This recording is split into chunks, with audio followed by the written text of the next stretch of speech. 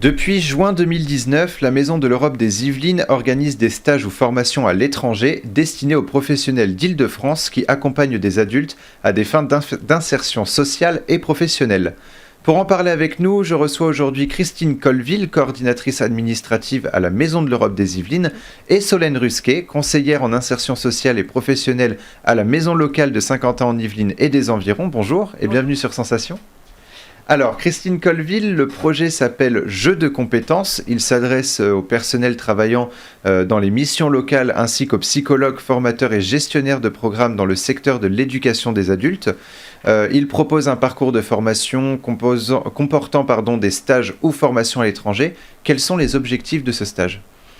Donc le projet Jeux de compétences, effectivement, est organisé par un consortium qui rassemble les missions locales, elles sont 6 en Île-de-France, et 2 associations, Maison de l'Europe des Yvelines et MAP Réussite Saint-Germanoise. Ce projet vise à proposer des parcours de formation qui sont soit des stages d'observation en Allemagne chez nos partenaires, soit des cours structurés dans différents pays d'Europe, ou encore un module d'enseignement qui, lui, est organisé par MAP Réussite au Centre français de Berlin en Allemagne. Les candidats qui s'inscrivent sur le projet Jeux de compétences ont une première étape de contact avec la Maison de l'Europe et la dernière étape, c'est le débriefing, toujours dans nos locaux à la Maison de l'Europe, en étant passé par une mobilité en Europe. C'est donc un parcours sur une durée longue qui permet d'impacter durablement les candidats et également les structures, les missions locales ou les associations pour lesquelles ils travaillent. Et donc le projet vise à renforcer les savoir-faire comportementaux et à agir sur les savoir-être et savoir-faire des candidats dans leur travail au quotidien, mais également dans leur attitude personnelle afin de développer des compétences personnelles. Et comment le projet a-t-il pu être mis en place ?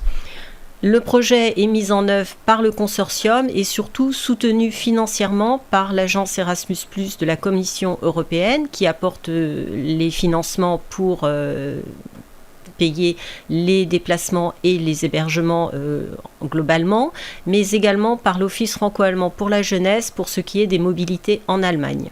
Alors, 3 types de formations sont proposés, des stages d'observation, des cours ou encore des modules d'enseignement. Solène, pourquoi vouloir partir à l'étranger dans le cadre d'une formation ?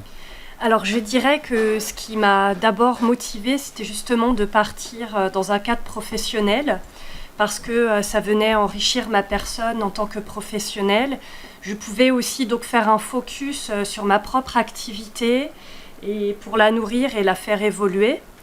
Ce dispositif me permettait de prendre du temps pour me concentrer sur mon projet, mes intérêts professionnels.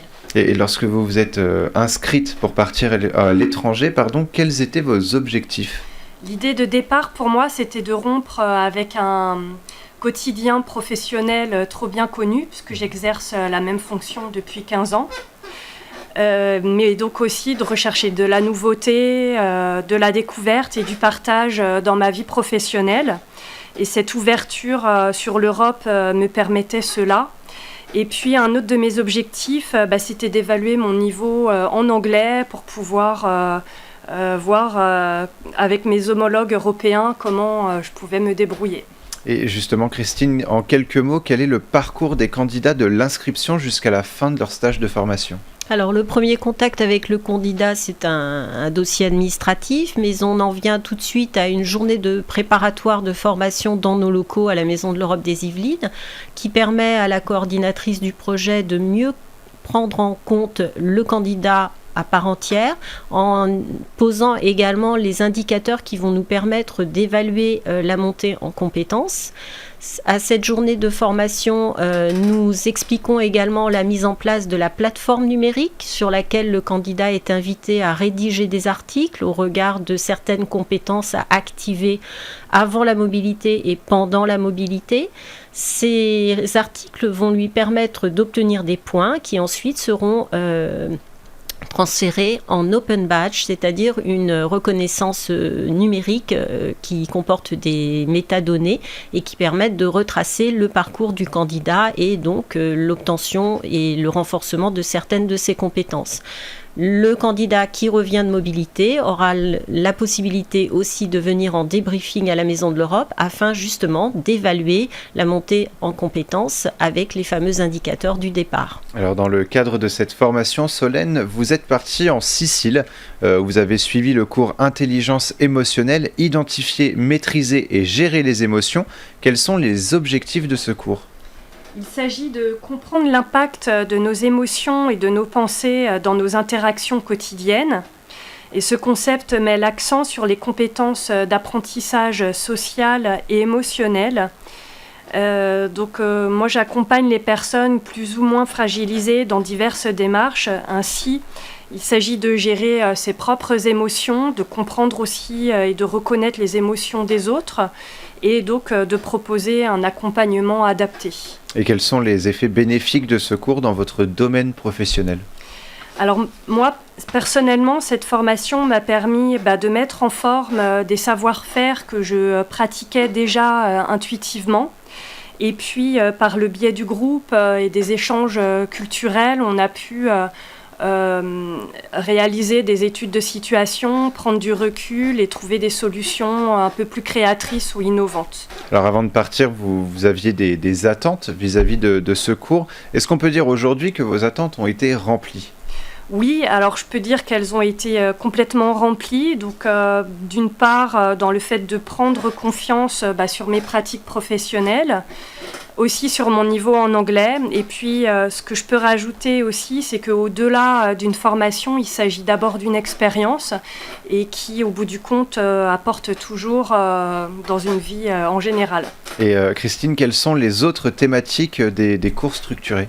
Alors, on vise à aider les conseillers en mission locale et toutes les personnes qui s'inscrivent dans le projet à justement mieux accompagner les publics vulnérables. C'est un petit peu ce dont Solène parlait à l'instant, mais également de permettre un nouveau style de management et de leadership inclusif, de manière à retravailler sur les postures.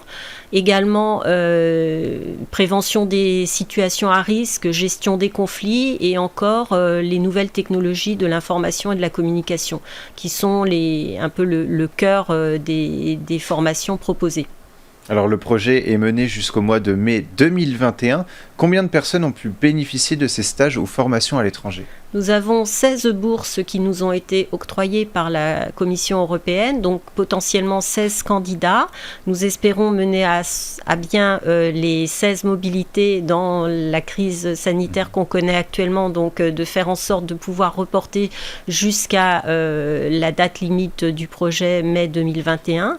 Et surtout, au-delà, nous sommes en train de travailler sur une demande d'accréditation auprès de l'agence Erasmus+, de trouver d'autres membres de consortium potentiels pour renforcer cette thématique de la formation tout au long de la vie et de permettre, comme des candidats comme Solène, à pouvoir partir et réaliser une expérience qui vraiment les enrichisse à titre personnel et professionnel, qu'ils puissent réintégrer et réimporter des notions nouvelles dans leur travail au quotidien. Alors justement, le projet va être renouvelé après 2021 ?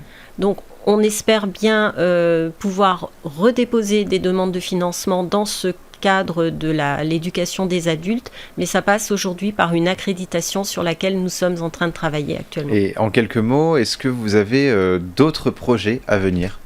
Alors actuellement, je peux en citer un. Notre partenaire allemand vient d'être validé, donc a obtenu une réponse positive pour un projet qui touche au réchauffement climatique et aux efforts citoyens dans les zones rurales face à ce réchauffement. C'est un projet qui est porté par 6 pays différents et qui va s'étendre sur 30 mois et pour lequel, dès le mois de septembre, ce mois-ci, nous allons avoir un rendez-vous Skype avec nos partenaires pour définir l'agenda du projet sur ces 30 mois. Encore un gros projet que vous êtes fiers aussi de mettre en place. Tout à fait, parce que ça touche aussi un autre public. Dans les zones rurales, c'est en relation avec le Green Deal, le pacte vert, et c'est une thématique qu'il faut défendre.